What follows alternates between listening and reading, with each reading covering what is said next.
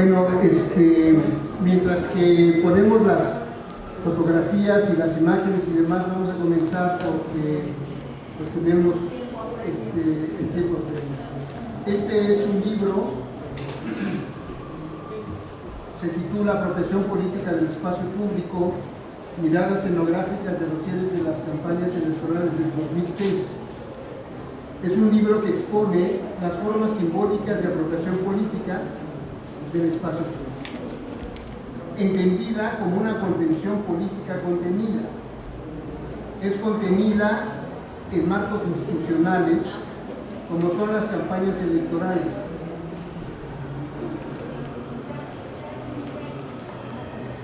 Lo hicimos a través de distintas miradas etnográficas de los cierres de las campañas electorales del 2006, analizando la cultura política expresada en las prácticas de los principales partidos políticos y en las interacciones con los actores sociales y políticos participantes.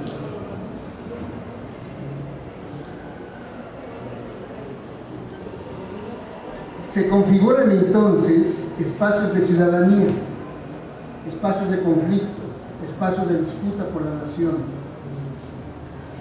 Es un análisis, este libro, un análisis comparativo de los cierres electorales del PAN, del Partido Acción Nacional, de la Alianza por México, conformada por el Partido Revolucionario Institucional y el Partido Verde Ecologista de México, y de la Coalición por el Bien de Todos, constituida por el PRD, el Partido del Trabajo y Convergencia, en lo que fueron las elecciones del 2006 en México, y estos cierres de campaña específicamente en la Ciudad de México.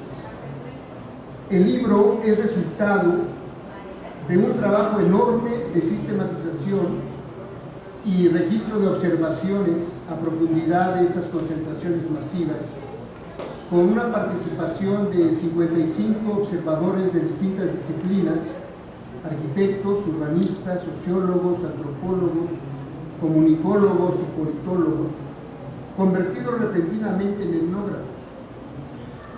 Fueron coordinados por 5 profesores, la mayoría coautores del libro, y se obtuvieron así un total de 150 reportes etnográficos, alrededor de 3.000 páginas escritas, cartografías de la ocupación y apropiación social del espacio, transcripción de discursos, registros de mantas y organizaciones, transcripción de entrevistas informales y fugaces, alrededor de 5.000 fotografías y una encuesta de valores y cultura política aplicada en cada evento. Este trabajo se realizó dentro del taller de etnografía urbana y cultura política que hemos venido organizando desde 1997. Esta vez se impulsó con la participación de la Universidad Autónoma Metropolitana y la Universidad Autónoma de la Ciudad de México. El libro muestra la constitución del espacio simbólico de la movilización política, la construcción de espacios de ciudadanía y cultura política en la ocupación de ese espacio, la significación del texto, de lo dicho y lo no dicho en los actos políticos, de la etnografía de los medios, de la sociología comparada de los asistentes. Muestra el contexto sociohistórico de esas concentraciones, que son como la clausura de una gran y agresiva contienda política, a través de reflexionar el retorno del conflicto y la polarización política, así como de la dinámica de los discursos y debates de los candidatos en la elección presidencial. Para nosotros este libro representa un esfuerzo especial de tipo metodológico. Es el segundo libro que publicamos, resultado de los trabajos del taller de etnografía, pero es este en el que pusimos especial interés para pensar y repensar sobre la inter y la transdisciplina a través de articular la lectura del espacio y una forma de situar los textos, o cuando la sociología se encuentra con la etnografía en un cúmulo abierto de posibilidades de interpretación, o sobre la adecuación epistemológica de la etnografía y el análisis situacional referidos a eventos efímeros y a su pertinencia para explicar la semiótica del poder, la cultura política de los movimientos sociales, el papel estratégico del espacio en la lucha política y explicarnos las formas contradictorias de la relación entre partidos y ciudadanos a través de sus prácticas militantes. El libro tardó en salir en parte por las dificultades propias de organizar una publicación de este tipo, con muchos cuadros, mapas, gráficas, imágenes, todas en color, así como sintetizar las reflexiones colectivas. En parte también por los compromisos del IFE desde el 2009 a la fecha. Salió ni más ni menos el día 2 de julio de 2012, exactamente un día después de las otras elecciones. No está mal, diría yo, pues este libro contextualiza de alguna manera lo vivido el año pasado, tanto como el conflicto electoral del año pasado contextualiza nuestro libro sobre lo vivido en el 2006. Como pudieron observar,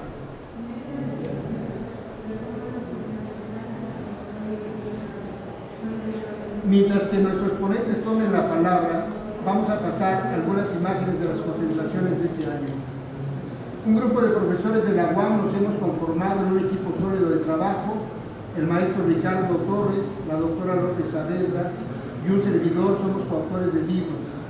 Quiero dejar ahora la palabra a la doctora Nicolasa López Saavedra, profesora e investigadora del Departamento de Sociología de la UAM Azcapotzalco, para que nos platique un poco del trabajo que presenta en este libro acerca de los medios y las campañas. Gracias.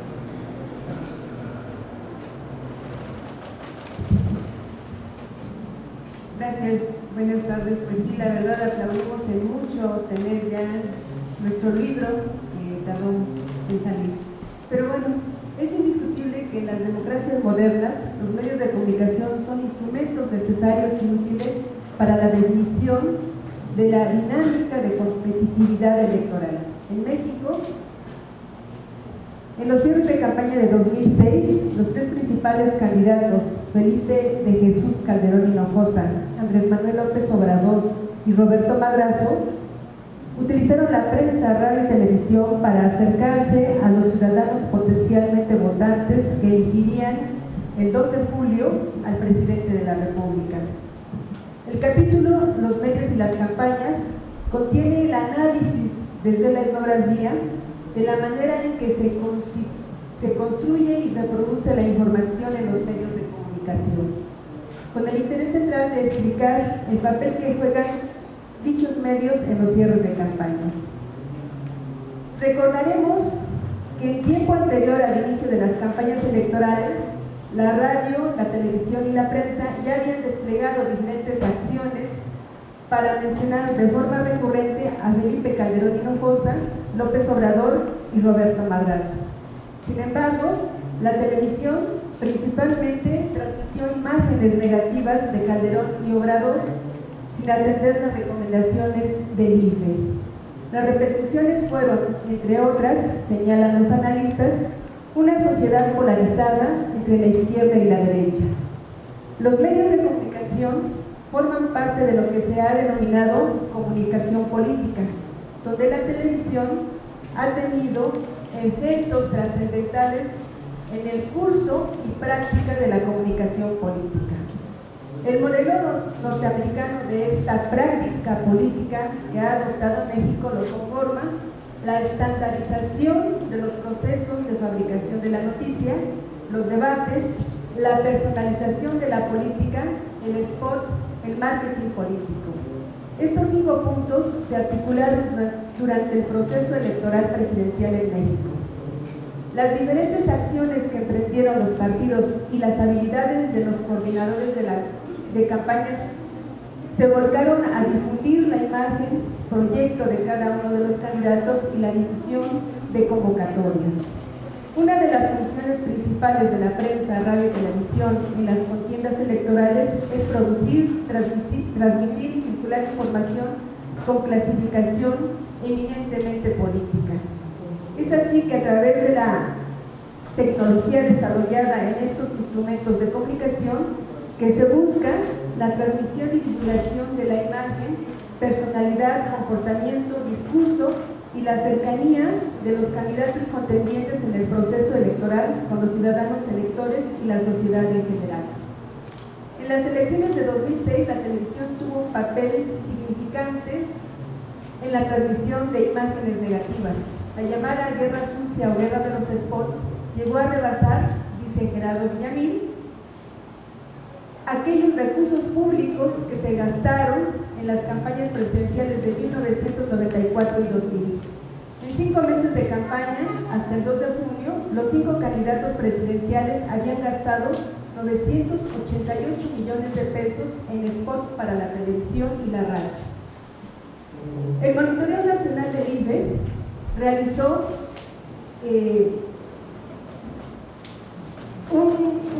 una investigación en torno a cuál era el tipo de promocionales que se difundían a nivel nacional entre el 19 de enero y el 28 de junio de 2006. Los promocionales en televisión fueron de 40.305, donde la coalición por el bien de todos tuvo el mayor número y proporción de promocionales, que sumaban 16.316. En la radio se contabilizó 233.351 promocionales, de los cuales Calderón realizó 106.960 en 524.8 horas. Las inserciones en la prensa fueron de 2.179, donde Alianza por México tuvo 982. Esta información contextualiza el análisis de los medios en la plaza pública, donde la observación etnográfica permitió describir de forma densa las características de la apropiación del espacio público, las acciones de los periodistas, así como la información difundida en la prensa, radio y televisión. Así, los datos obtenidos en los cierres de campaña de Felipe Calderón Hinojosa en el Estadio Azteca el 25 de junio, de Roberto Madrazo en la Plaza de la República el 27 de junio y de López Obrador en el Zócalo de la Ciudad de México el 28 de junio, permitieron identificar y analizar: 1. El lugar que ocuparon los medios de comunicación en la plaza pública, el cual estuvo definido en relación al espacio específico para el cierre y la instalación del templete donde los candidatos pronunciaron su discurso. Cabe señalar que históricamente el Zócalo de la Ciudad de México era el lugar emblemático para la culminación de las campañas presidenciales en la capital del país. Sin embargo, en esta ocasión los cierres de campaña fueron en espacios totalmente diferentes en cuanto a dimensiones, carga simbólica y ubicación. Tal es el caso del Estadio Azteca. La mayoría de los periodistas se apostó en un templete del lado oriente de la cancha de fútbol. Antes de que llegara el candidato, prepararon sus equipos y enfocaban la pasarela central en forma de X, donde apreciarían las actividades y el desarrollo del cierre de campaña. A la llegada del candidato con la familia, se intensificó la acción de los periodistas para recoger las imágenes, describir y analizar el evento que debería difundirse en las diferentes emisiones. En la Plaza de la República se acondicionó el lugar con sillas y gradas, así como un templete elevado en forma de T. En la parte ancha se colocó el escenario central donde el candidato priista emitió su discurso de cierre de campaña. Frente al templete principal se colocaron al mismo nivel 2 plataformas destinadas a los medios de comunicación, los cuales tenían así una visión completa de la pasarela y de los asistentes. En el caso del Zócalo, el templete para el candidato y los funcionarios que lo acompañaban se colocó enfrente del Palacio Nacional y frontal a este, el de la prensa. También se identificó en esta observación etnográfica una diversidad de periodistas de las diferentes agencias, tanto nacionales, internacionales como independientes, siendo los cierres de campaña de Calderón y de López Obrador los que atrajeron el mayor número de medios de comunicación. En el caso de Felipe Calderón, la parafernalia informativa y tecnológica se manifestó en todo su esplendor, con teleprompter, donde leyó su discurso, cámaras de televisión colocadas en extensos brazos mecánicos que tomaban las imágenes panorámicas de asistentes y del candidato, mismas que se observaban en 2 pantallas gigantes colocadas en el norte y sur del estadio. Asimismo, se observó que las estrategias adoptadas por los periodistas para recabar la información fueron acordes a la dimensión informa de los espacios definidos para los cierres de campaña. Por ejemplo, en el Estadio Azteca, espacio cerrado, público cerrado, el desplazamiento de los periodistas fue escabroso para realizar entrevistas y captar las expresiones de apoyo de los seguidores del candidato.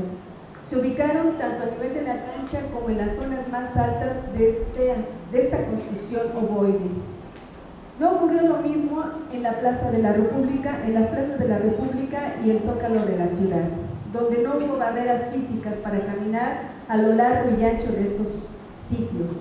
En el caso del Zócalo, los edificios que circundaban la Plaza de la Constitución fueron lugares importantes para la instalación de fotógrafos y camarógrafos, y así captar desde ahí las imágenes y dimensión de la concentración política.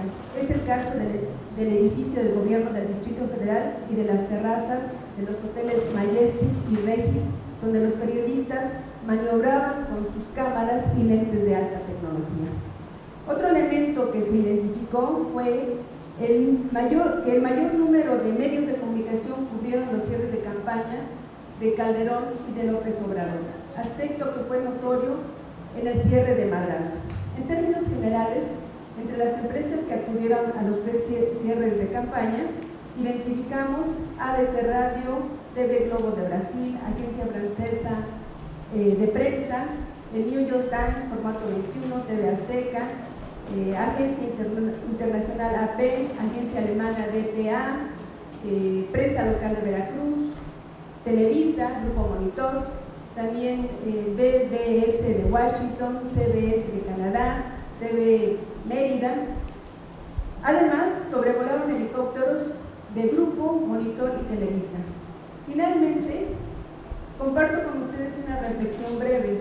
La apropiación de la plaza pública por los medios de comunicación se manejó con el rescate de la apreciación que estos tienen en relación con el candidato en turno, y se confirmó a través de las transmisiones que la manera en que se reproduce lo acontecido en la plaza y lo que se dice de ella, una vez diferida la información, tiene que ver con la tendencia de la empresa emisora y sus intereses políticos. De esta manera, el énfasis al cierre de campaña de Felipe Calderón se observó en las distintas frecuencias de transmisión de la empresa Televisa y en la prensa escrita, no así el del cierre de Roberto Madrazo o de Andrés Manuel López Obrador. Hasta aquí dejaría mi intervención. Gracias. Muchas gracias, Rico.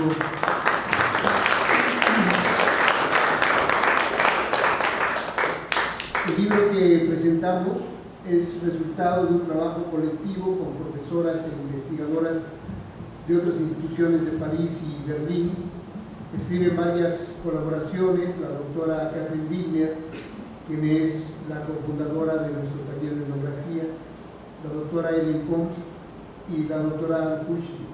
Quiero ceder la palabra a Anne, profesora e investigadora de la Universidad Libre de Berlín y becaria del DAD, para que nos platique sobre su participación y perspectiva desde el análisis del discurso. Sí, muy buenas tardes.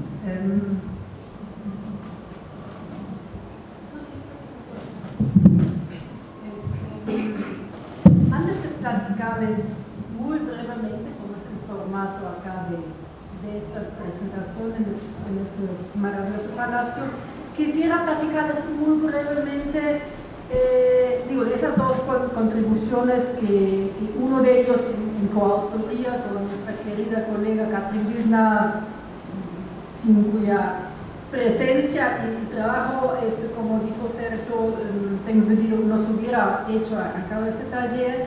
Quisiera detenerme unos momentos en lo que fue esa experiencia académica de formato experimental, diría yo, de nuestro taller de etnografía del 2006, al que me convocó e invitó tan amablemente Sergio, que es la primera vez que me incorporo, y al que después siguieron otros. En el 2008 trabajamos el 40 aniversario del 2 de octubre, y justamente el año pasado, y quiero pensar que seguirán más, porque es un formato único, diría, y no solamente a escala mexicana o latinoamericana.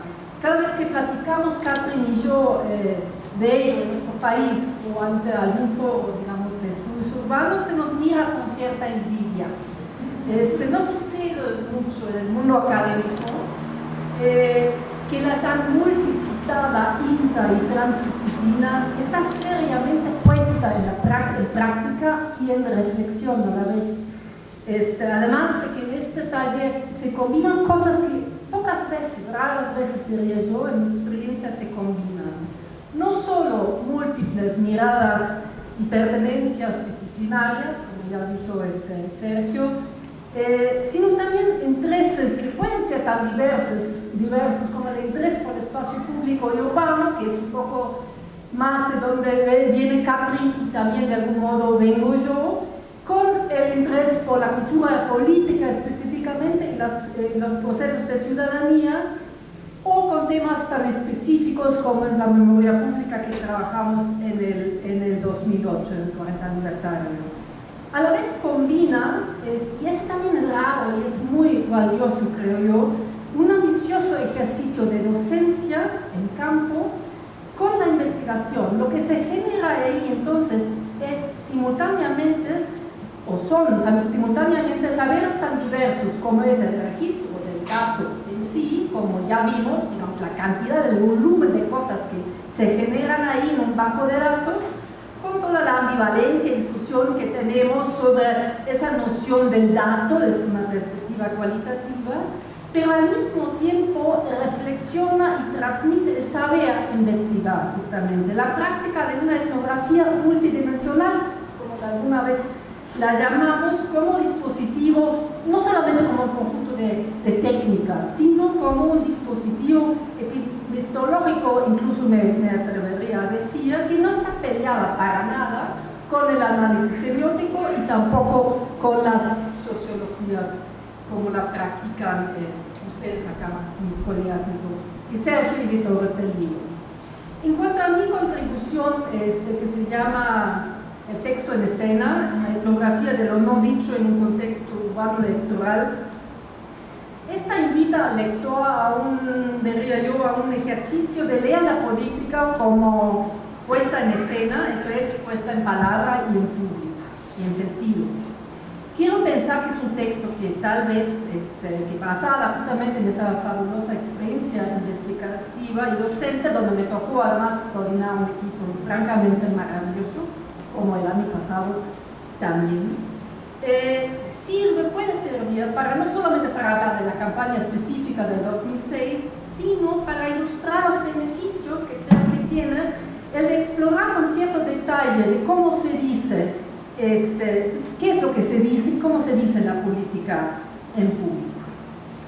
Ofrece una breve revisión de conceptos útiles como la semiótica social, el contexto, el repertorio discursivo, la lectura, indispensable, clave, como una suerte de observación etnográfica de lo dicho, algunos conceptos útiles de la lingüística, la idea de un espacio o escenario discursivo que se compone en nuestro caso por el templete por un lado, como lugar del habla, del hablante principal que es el candidato, y la escena de resonancia de lo que dice pues la plaza, ¿no? En esa interacción entre templete y plaza preguntamos, y cito el texto, cómo se producen los capitales políticos y culturales de los actores en escena y en disputa, cómo generan y articulan legitimidad y poder, cuáles son las estrategias de los hablantes principales, los candidatos, cómo interactúan con el respectivo escenario discursivo y físico y con la comunidad temporal de interlocutores simpatizantes que tienen ahí enfrente. Cómo contribuye su performance a la apropiación política del espacio público, que es justamente el leitmotiv de esta investigación compartida. ¿Cuáles son, y eso me parece un punto central, cuáles son los vacíos del habla, de lo que no se habla, los puntos ciegos, las ausencias, cuáles son las tensiones entre texto y contexto, lo dicho y lo no dicho? Y pongo dos puntos nada más que sería un poco pretencioso tal vez decir hallazgos, pero dos puntos que creo que pueden ilustrar un poco de lo que pueden revelar ese tipo de lecturas. Uno es de cómo se evoca en estrategias políticamente tan contrastantes como López Obrador y Calderón en el 2006, cómo se les evoca a los indígenas, en ambos casos, como un tercero, como un ellos, excluidos de los otros hablantes. Promoviendo, y cito, promoviendo un programa de reforestación en las zonas habitadas por indígenas, Calderón anuncia que, y cito, al mismo tiempo que ellos salgan de la miseria, nosotros recuperemos las selvas y bosques para el México que viene, ¿no? Ese discurso tan futurista de Calderón que nunca recurría, digamos, a la historia mexicana, sino siempre evocar ese México al futuro, ¿no? Ahí es lo que vemos, esa contraposición entre ellos, es decir, los otros indígenas, naturalizados entre selvas y miserias, y nosotros, el México todo, el que llena, pues. Además que ellos están en un movimiento de salir de la miseria de los bosques, acaso de México, y nosotros, es decir, México, estamos entonces en la posibilidad de recuperar algo que nos pertenece, que perdimos, y que acaso fue apropiado alguna vez por ellos, los indígenas, ¿no? Entonces este juego pronominal.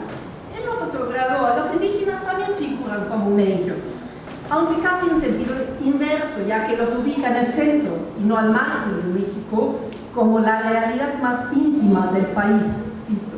Altamente valorados, eso sí, pero construidos siempre como algo lejano y inamovible. No son ellos, sino nosotros, el país entero, que se tiene que mover para pagarle deuda histórica, ¿se entiende? Con este grupo lejano otra vez, ¿no? Este grupo ellos. Y aunque López Obrador evoca el repertorio de la solidaridad, pues, con la causa indígena, cuando refiere a los acuerdos de San Andrés Arenza expresamente, apenas alude vagamente a una noción de respeto de los acuerdos, de tales acuerdos, cuando la demanda generalizada en ese momento y hasta el día de hoy sigue siendo su cumplimiento, así literalmente. Y en análisis de discursos, y partimos de la idea que no hay inocencia ni casualidad en las selecciones léxicas del hablante, si él sí cuenta de cómo se dice una cosa. Segundo ejemplo, en torno a las marcas de género en esas escenificaciones que ahí observamos. En una muy particular división de trabajo discursivo en el cierre del priista Roberto Madrazo, compartiendo el escenario con Beatriz Paredes. A diferencia de Calderón y López Obrador, que también lo analizamos ahí en el texto, en el escenario de Madrazo sí hay presencia visible de mujeres políticas, entre ellas una hablante, Beatriz Paredes, una mujer fuerte, de cuerpo, palabra y capitales políticos. Pero aquí encarna al mismo tiempo algo así como una feminidad domesticada, sometida a las causas del partido y a su candidato. Y eso es porque lo que todos saben y todos sabemos, y es central ese saber contextual para medir el efecto semiótico de la escena, que Madrazo le acaba de ganar a esta mujer la precampaña por la candidatura. Es decir, en esa escena Paredes ya no compite, sacrifica su poder, su capital discursivo a una causa superior. Su misión es la de legitimar el nosotros priista. No habla en un verdadero discurso de Estado, que fueron 15 minutos, pero yo creo que uno de los discursos mejor estructurados en todas los cierres que vimos. No habla sino una sola vez en primera persona, no asume en ningún momento su yo público, ni siquiera como candidata a jefa de gobierno que fue en este entonces. Sin embargo, lo que a primera vista se percibe como una suerte de domesticación de la política, a segunda parece más bien como una sofisticada maniobra en esa coyuntura que de por sí, la del 2006, le era bastante adversa al PRI. El aparente sacrificio pone a disposición del macho sus capitales discursivos de los que éste lejanamente dispone por cuenta propia, deja su propia figura intacta. Y bueno, ¿quién se acuerda hoy en esa escena política de Roberto Madrazo? Y ahí está Beatriz Paredes. Y para hacer referencia muy breve a ese artículo que escribimos a cuatro manos con Catherine, que se llama Lea el espacio, situar el discurso, hacia una etnografía transdisciplinaria. Y damos ahí un paso, algo atrevido se podría decir, un paso más hacia ese terreno de la transdisciplina, en el sentido de que el taller como ya vimos, fue un ejercicio, y también el libro obviamente, que refleja la experiencia del taller, fue un esfuerzo por pasar justamente de lo multi a lo interdisciplinario, es decir, de realmente relacionar y complementar las miradas de cada quien, no solamente hacerlo paralelamente, sino como en conjunto. Aquí nos metimos, Catherine y yo, en la cuestión del contagio analítico, es decir, de cruzar y triangular directamente nuestros respectivos enfoques de análisis del discurso en mi caso y del espacio en el caso de Catherine. Un poco no es otra cosa que el aprendizaje. Yo diría que la transdisciplina es eso, de aprender realmente de otros y aprender y incorporar en la propia práctica analítica. En el centro de esa exploración está el interés por la producción, tanto la producción del espacio, de los espacios discursivos, como también de los discursos del espacio. De entrada partimos ahí de la idea que espacio y discurso no están nunca separados entre sí. Cualquier espacio material e inmaterial está atravesado siempre por configuraciones discursivas, históricas, políticas, imaginarias, semióticas y viceversa, pues. El discurso ocurre en el espacio. Y cualquier hecho y acto discursivo refiere siempre a una noción de espacialidad, ¿no? Sea física, imaginaria, política o urbana. Y creemos que es justamente en el espacio urbano donde se entretejen constantemente espacio y discurso, los espacios físicos se vuelven escenarios discursivos. Y preguntamos entonces en el artículo, ¿qué hace de aquel estadio futbolero el Estadio Azteca, de la plaza el Zócalo, de aquella ruina monumental el Monumento a la Revolución? ¿Y cómo se construyen justamente ahí las respectivas puestas en escena en tanto teatralizaciones políticas? Calderón en su soledad escénica en el Azteca, la pasarela del PRI en el monumento, o el telón de fondo viviente, más de un, no sé si se acuerdan, más de un centenar de hombres y mujeres en el templete de López Obrador en el Zócalo, una poderosa presencia, pero muda, sin decir palabra, ¿no? Que fue un muy interesante recurso escénico que se repitió ese año, el año pasado, en el 2012, solo que este telón de fondo, entre ellos pues el gabinete en potencia, no se quedó sin hablar, ¿no? Se puede decir, se democratizó la escena política que vimos. Pero bueno, lo dejo ahí. Muchas gracias.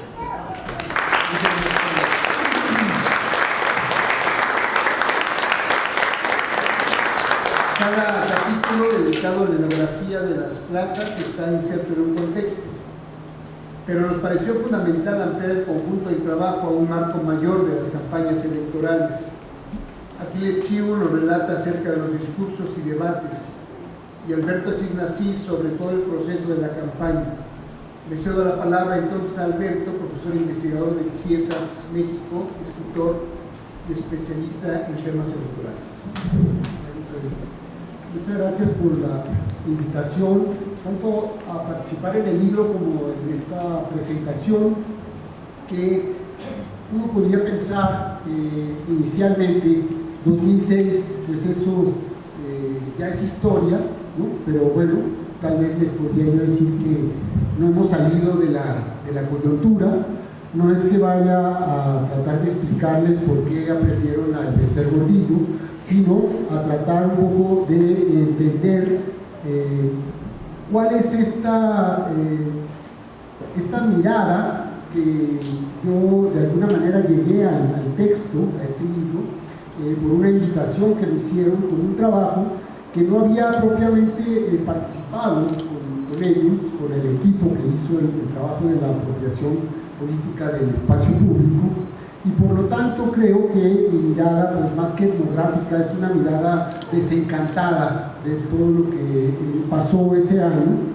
Y me gustaría señalar en el tiempo que tengo dos procesos y dos momentos que de alguna manera están íntimamente relacionados y que lo que inició, digamos, o sucedió en el 2006, pues tuvo su continuación el año pasado, en el 2012, y que probablemente vaya a tener repercusiones en el próximo proceso electoral.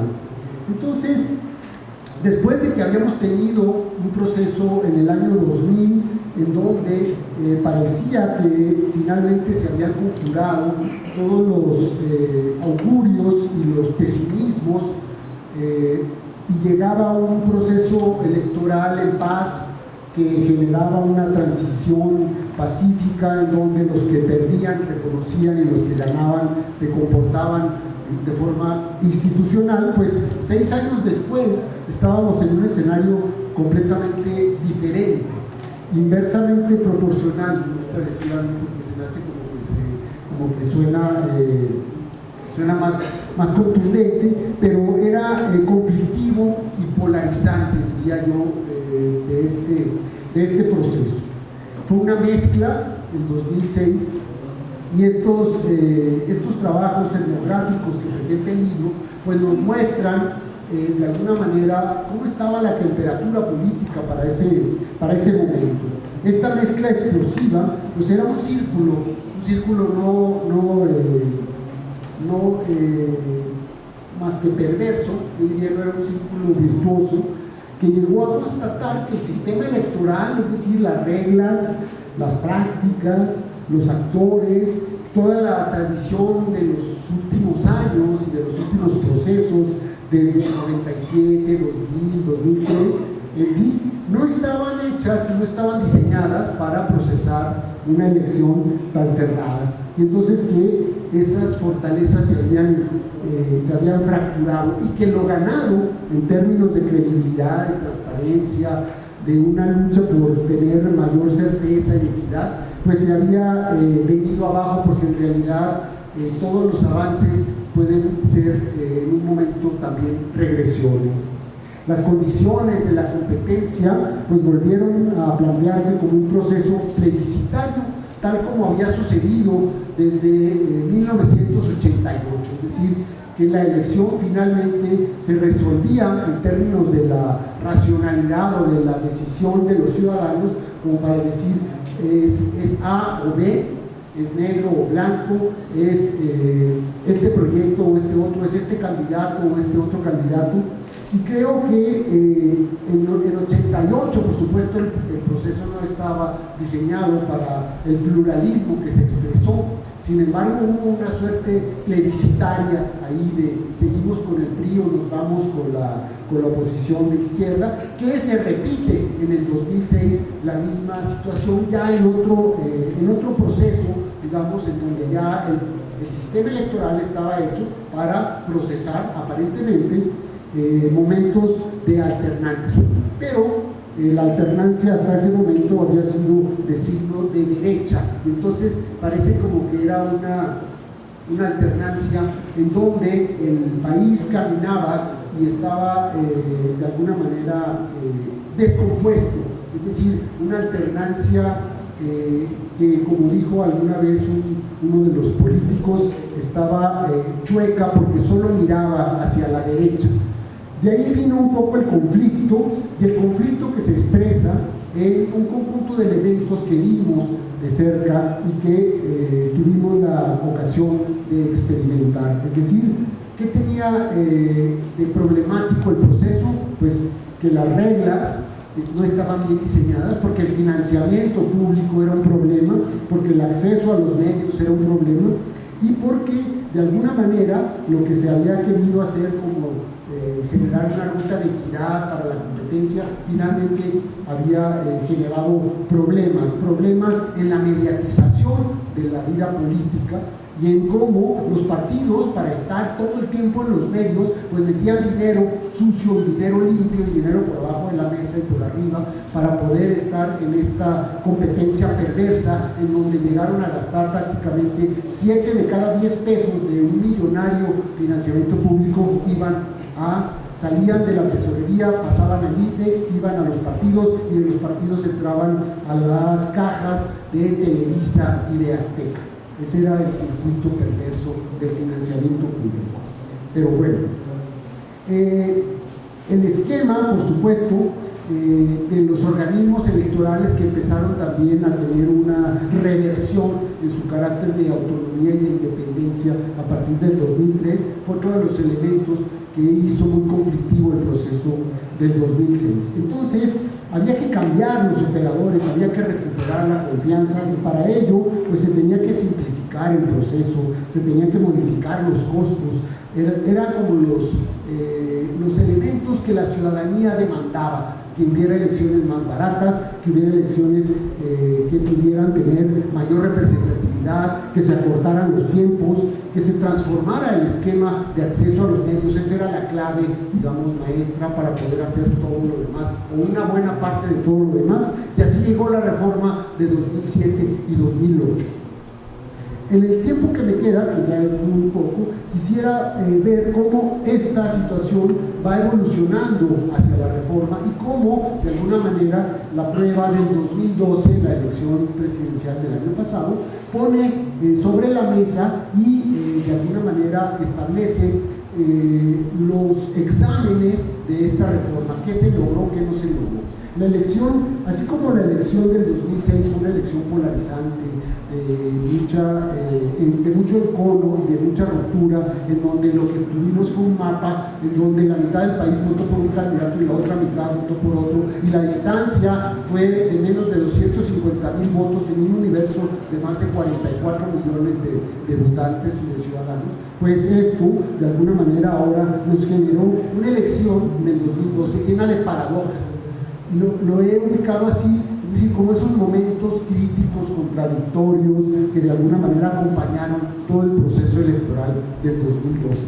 La primera paradoja pues fue como una suerte de nostalgia por el pasado, es decir, sin que el PRI hubiera tenido un proceso de transformación. Después de 2 alternancias y 2 gobiernos panistas, la gente estaba harta del PAN en el gobierno, sobre todo por la última fase de un gobierno muy complicado, con una cifra de muertos, con una gran cantidad de indicios de corrupción y de que había repetido y que había salido peor que la anterior. Y frente a una izquierda que no lograba tampoco generar confianza porque había sido muy conflictuada desde el 2006 y no había logrado recuperarse, al contrario, había entrado en procesos más conflictivos. Esta nostalgia del pasado de alguna manera operaba ahí, como el decir, ¿qué tanto, si regresamos al PRI, esa imagen negativa ya después de 12 años se había diluido? Una segunda paradoja, y esto tuvo que ver en efecto con la reforma electoral de 2007-2008 y tuvo que ver con el 2006, es decir, una parte fundamental de esta reforma fue cambiar el esquema de medios, y la paradoja es que a pesar de eso la cancha no estaba pareja, es decir, hubo una serie de elementos que lograron torcer y lograron de alguna manera posicionar a un candidato sobre los demás, porque hubo manejos por debajo de la mesa, ya no en compra de tiempos, pero sí en una serie de arreglos políticos oscuros de los que vimos algunos reportajes. Luego, la tercera paradoja es que la reforma que decía va a cambiar el modelo de comunicación, pues siguieron los spots dominando, la spotización de las campañas siguió peor, es decir, frente a 28 millones de spots, solo tuvimos 2 debates. La cifra contrasta y de alguna manera establece esta paradoja. La siguiente es que las estrategias, queda un minuto, bueno, las estrategias, la siguiente paradoja es que las estrategias se trataron de imitar en una situación que ya había sido modificada, que era diferente. Luego, las herencias, toda la campaña de los tres candidatos estuvo orientada a ocultar sus herencias negativas. Los tres principales candidatos tenían esta suerte de herencias. Finalmente, la irrupción del movimiento estudiantil 132 es una cosa inesperada que desafía lo inevitable. Lo inevitable era que el PRI iba a ser un día de campo y iba a ganar de forma arrolladora. Las expectativas de la elección cambian y finalmente la última paradoja es que los errores de medición de todas las encuestas pues nos generaban una serie de ambigüedades y de distorsiones. Concluyo con que todas estas paradojas pusieron a prueba el cambio de reglas y que finalmente tuvimos un resultado mixto, es decir, hubo un avance, se recortaron los votos ahora en una proporción muy alta, hubo una serie de avances técnicos muy especializados, pero todavía tenemos una serie de problemas fundamentales como la fiscalización, como los gastos de campaña y como los mismos medios. Y termino con una frase diciendo, la mayor parte de estos problemas no está tanto dentro del sistema electoral, sino dentro del sistema político. Y si no se arregla el sistema político, es decir, el gasto de los gobernadores, la falta de transparencia, rendición de cuentas, va a ser muy difícil que el proceso electoral y una nueva reforma lo pueda arreglar. Muchas gracias. Muchas gracias.